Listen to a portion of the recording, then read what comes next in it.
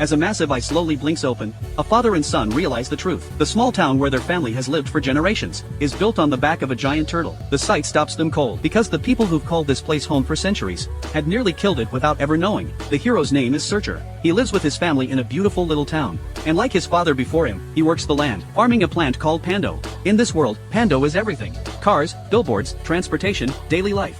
Nothing runs without the power it provides. But one day, the crops start dying fast. When Searcher learns that the roots run deep underground, and a mysterious cave appears nearby, he has no choice but to head in with a friend to figure out what's going wrong. They've barely made it inside when they discover Searcher's son, Ethan, has snuck along for the ride and brought the family dog with him. With no other option, Searcher lets the boy come. Then out of nowhere, a flock of vicious red birds attacks. The ship goes into freefall. It looks like the end, until they crash through into a wild, colorful world below. Searcher and the dog are thrown clear of the wreck. Lucky for them, the ground is covered in soft, squishy tentacles that cushion the fall. A school of tiny red fish drifts overhead, moving in formation. As Searcher sets off to find the others, he spots a small blue creature. It slaps him across the face, then bolts. Searcher and the dog give chase, but the little thing calls in backup, a giant spiky beast. It lunges at them, tentacles flying, ready to swallow them whole. Then a wild man drops in out of nowhere, pulls out a flamethrower, and drives the creatures off. When he takes off his hat, Searcher freezes. 25 years ago, his father vanished on an expedition. Searcher had always assumed he was dead, but standing right in front of him is Jaeger, his father. Jaeger thinks he must be dreaming, until Searcher pulls out the compass his father once gave him. That's when it hits Jaeger, this is real. The two set off to regroup with the others. Along the way, Jaeger burns through the brush blocking their path, not noticing the little dinosaur-like creature trailing behind them, dropping tiny yellow mushrooms in their wake. Wherever the flames had scorched, the mushrooms bring it back to life. Then Searcher steps on something strange and gets swallowed whole. Jaeger pulls him out, and they ride the creature bareback, racing to catch up with the rest of the group. Meanwhile, Ethan has slipped away on a flyer to search for his dad. He takes in wonder after wonder, until a cliff face stops him dead. A thin, paper-like creature takes flight beneath the ship, and Ethan loses his footing and plunges into the valley below. He's caught by a cluster of soft, bun-shaped plants on the hillside. That's when the blue creature, Splat, reappears. It holds out a handkerchief. Ethan recognizes it immediately, it's his dad's. He follows Splat, hoping it'll lead him to Searcher. Splat brings him to a tree crawling with spiky beasts, and signals for him to wait, then goes to wake them up for a meal. But the beasts are all in a food coma and won't budge. By the time Splat turns back around, Ethan has wandered off toward the wreckage from the crash, where crates of Pando have spilled out. He starts collecting them, just in case.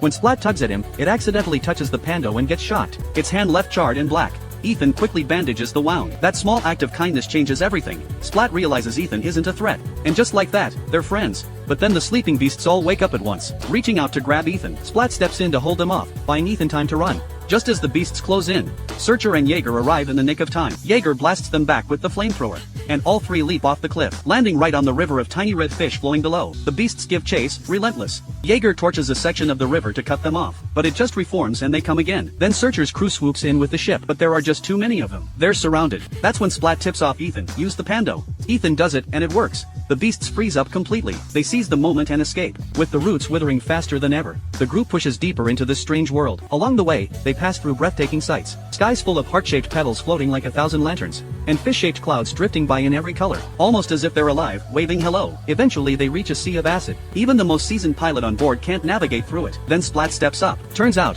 it's old friends with the green rubber worms that live here. A quick conversation later, the worms agree to do Splat a favor. Countless flying worms gather under the hull, kick their little legs in unison, and carry the ship safely across the acid sea. On the other side, they enter a world where life exists, both above and below, like a mirror of reality. They nearly collide with a mountain that's moving on its own. Before long, they find the source of the Pando roots, and the red birds and spiky beasts show up right behind them. But this time, they're not attacking the crew. They're attacking the roots. That's when it clicks. The Pando has been funneling all its energy here, fighting these creatures. The crew doesn't understand why, and decides to help the Pando side. They load up the Pando as ammunition and open fire on the red birds. Splat rushes in to stop them. Ethan doesn't fully understand why either, but he doesn't want to hurt these creatures. He and Searcher get into a massive argument, and Ethan jumps off the ship in frustration. Searcher hops on a flying bike and goes after him. Still arguing, the two of them reach the edge of the world, and find a boundless ocean stretching out beyond it. Then the ground starts to shake. The land itself opens its eye, and in that moment, father and son understand everything. They've been living on the back of a giant turtle. The balloon tree forests they travel through, the turtle's lung sacs, the little red fish flowing like rivers, its red blood cells, the spiky beasts and the ferocious red birds that kept attacking them, the turtle's immune cells and phagocytes, the acid sea they crossed, its stomach. The turtle has been growing weaker because the Pando crops have spread their roots deep into its body. The immune system has been fighting back, but the roots have completely wrapped around the turtle's heart, and nothing can get through. If the heart is consumed, their home will sink beneath the ocean. Father and son race back and tell the others, but no one believes them. The crew has lived off Pando their whole lives. They can't accept the truth. They lock the two of them up. Meanwhile, Grandpa Jaeger rides off to sea for himself. Lucky for them, the dog is still on the outside. And with Splat's help, they break out. To save their home, they make their way to the turtle's heart. Searcher sends Ethan and Splat to lure the immune creatures over, while he tries to crack open the root mass, so the immune cells can get inside and destroy the infection. Ethan and Splat find a cluster of immune cells, trying to attack the Pando from outside, but the damage is barely a dent. So Ethan shouts, "Come get me." The immune cells lock onto him as a foreign body, and drop everything to charge. Back at the heart, the roots are too hard to break through. Searcher snaps his shovel trying. Then Jaeger arrives, with better tools. He'd gotten halfway there before it hit him. The adventure could wait. His family couldn't. He turned back. Working together, father and son finally crack it open. Perfect timing, Ethan arrives with a wave of immune cells right behind him. They pour through the gap. After a long fight, the immune cells win. The roots strangling the heart begin to fall away. The three generations are about to celebrate when they notice something is wrong. The heart has stopped beating. It's dull, gray, still. A heavy silence falls over them. Then, a miracle.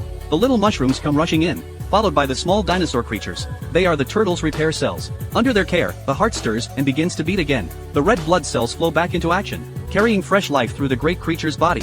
The turtle is alive. The strange world around them blooms back to life. Thanks to one family's courage, they saved the great turtle, and the home they've always known. They can't grow Pando anymore, or use electric power as before. But none of that matters. As long as they're together, that's everything.